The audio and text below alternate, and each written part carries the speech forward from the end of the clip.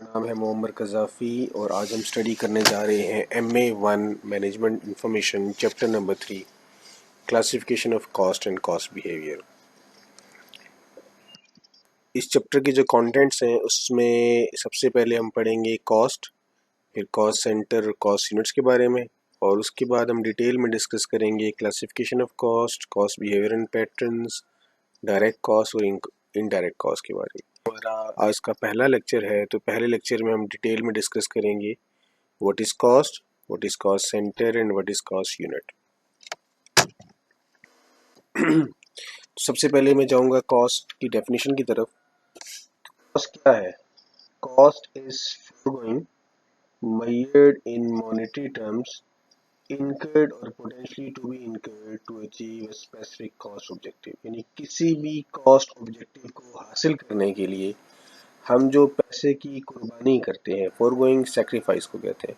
यानी कोई भी पैसा जो हम सेक्रीफाइस कर रहे हैं, कोई भी रिसोर्सेज जो हम सेक्रीफाइस कर रहे हैं, जिसको हम पैसे की टर्म में मेजर कर सकते हो, जो हो चुका है खर्चा या होने वाला है किसी भी स्पेसिफिक ऑब्जेक्टिव को अटेन करने के लिए, उसे हम कॉस्ट कहते हैं।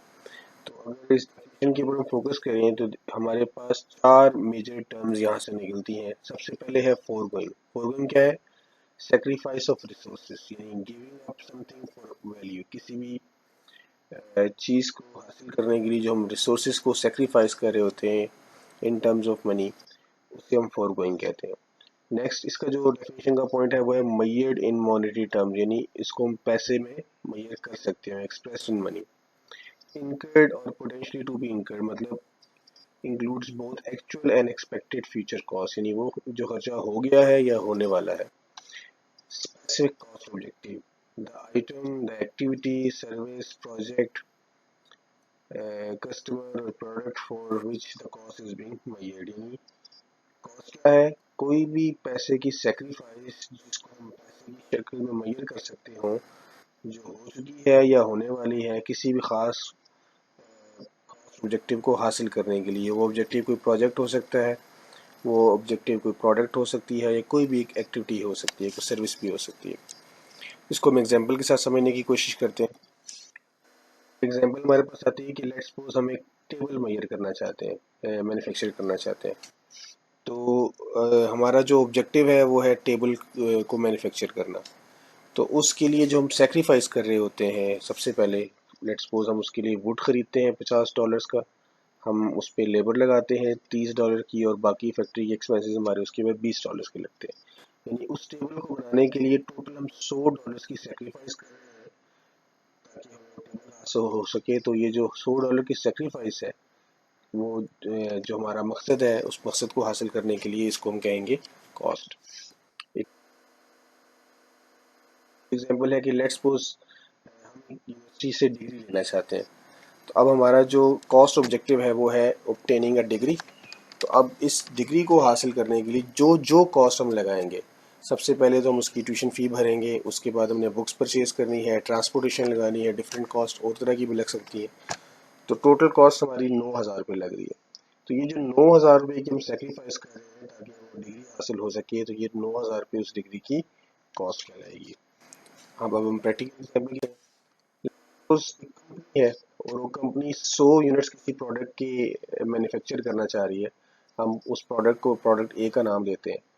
तो अब उसके ऊपर उसका मटेरियल लगेगा, उसकी लेबर लगेगी, उसकी प्रोडक्शन ओवरहेड्स लगेंगी, ये सारी की सारी कॉस्ट लगेगी, तब वो 100 यूनिट्स बनेंगे। तो इन जितने भी जो कॉस्ट है मटेरियल की, लेबर की, ओवरहेड्स की, लेट्स सपोज इस एग्जांपल में देखें, लेबर की हम लगा रहे हैं $500, मटेरियल लगा रहे हैं हम $1,000 और ओवरहेड्स हम लगा रहे हैं $300। तो टोटल हमारे $1,800 सेक्रीफाइस हो रहे हैं उस प्रोडक्ट ए के 100 यूनिट्स बनाने के लिए। तो ये $1,800 हमारी उस प्रोडक्ट की कॉस्ट कहलाएगी। तो कॉस्ट क्या है? सेक्रीफाइस है basically in terms of money.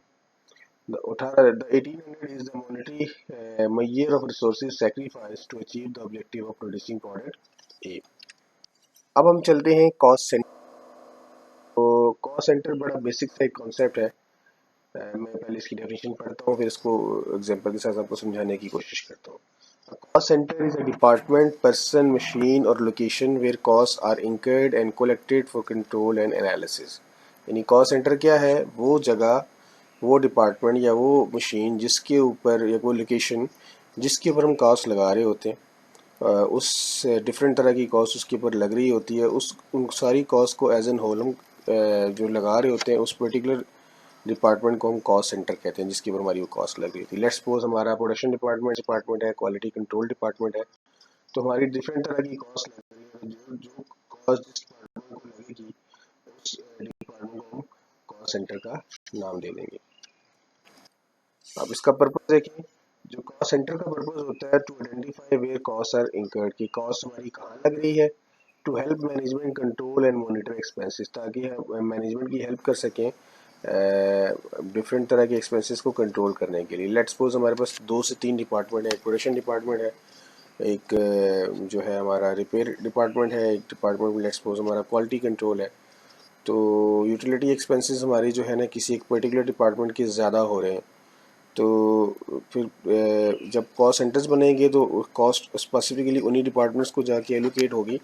उससे ये बेनिफिट होगा इदारे को कि वो आइडेंटिफाई कर सकेंगे कि क्या इस कॉस्ट की लगने की ज़रूरत थी या नहीं थी, और तो उस कॉस्ट को फिर वो कंट्रोल कर सकेंगे। कॉस्ट यूनिट किसे कहते हैं? Cost unit is the unit of product और service for which cost is calculated. वो यूनिट किसी प्रोडक्ट का या वो यूनिट किसी सर्विस की जिसके ऊपर हम कॉस्ट लगा रहे होते हैं उसे कॉस्ट यूनिट कहते हैं। यानी पर केजी भी हो सकता है, एक पर यूनिट भी हो सकता है, पर लीटर भी हो सकता है। मतलब जो हमारा एक प्रोडक्शन में हम जो अपने प्रोडक्ट के ऊपर जो पैसा लगा रहे होते हैं उसकी एक यूनिट के ऊपर जो हमारा पैसा लग रहा होता है उसे हम कॉस्ट यूनिट का नाम देते हैं। अब इसकी एग्जाम्पल देखिए, पर यूनिट ऑफ प्रोडक्ट, पर शेयर, पर किलोग्राम, पर लीटर, पर पैसेंजर किलोमीटर, पर रूम नाइट होटल के लिए लेट्स सपोज। कॉस्ट यूनिट जो है इसका पर्पस क्या होता है? इसका मकसद होता है कि हमें मालूम हो सके कि हमारा जो एक यूनिट है उसको प्रोड्यूस करने में हमारी कितनी कॉस्ट आ रही है। लेट्स सपोज अगर एक फैक्ट्री है वो 1000 चेयर्स प्रोड्यूस करती है और उनकी टोटल कॉस्ट 5 लाख रुपए आती है। तो एक चेयर की जो कॉस्ट है उस इस अगर इसे हम कैलकुलेट करें तो अराउंड 5000 आ रही है, 500 सॉरी 500 आ रही है। तो 500 हमारी जो होगी वो ये कैलकुलेट होगी। अब इनका हम डिफरेंस समझ लेते हैं। कॉस्ट सेंटर और कॉस्ट यूनिट में क्या फ़र्क है? तो सबसे पहले मीनिंग्स का फ़र्क है।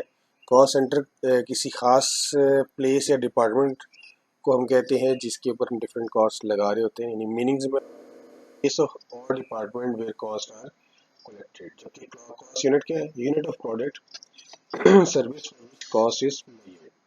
मकसद क्या है दोनों का? पर्पस कॉस्ट, जो कॉस्ट सेंटर है उसका मकसद होता है कॉस्ट कंट्रोल और कॉस्ट की एक्यूमुलेशन, जबकि कॉस्ट यूनिट का मकसद होता है कॉस्ट की डिटर्मिनेशन, कि एक यूनिट हमारा कितने कितने कितने रुपए या कितने डॉलर्स में बन रहा है।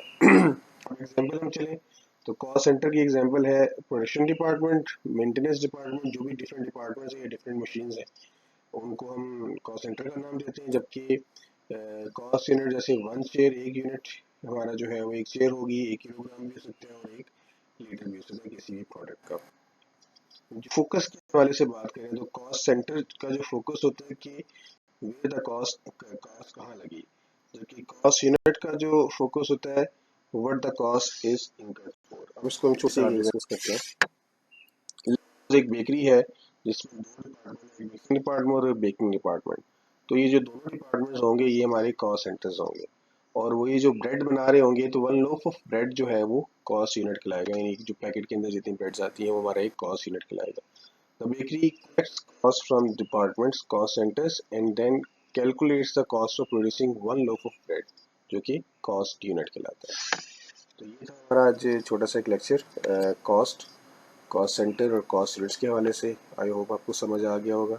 इंशाल्लाह नेक्स्ट लेक्चर हम क्लासिफिकेशन के हवाले से डिस्कस करेंगे। तब तक के लिए अल्लाह हाफ़िज़। Thank you.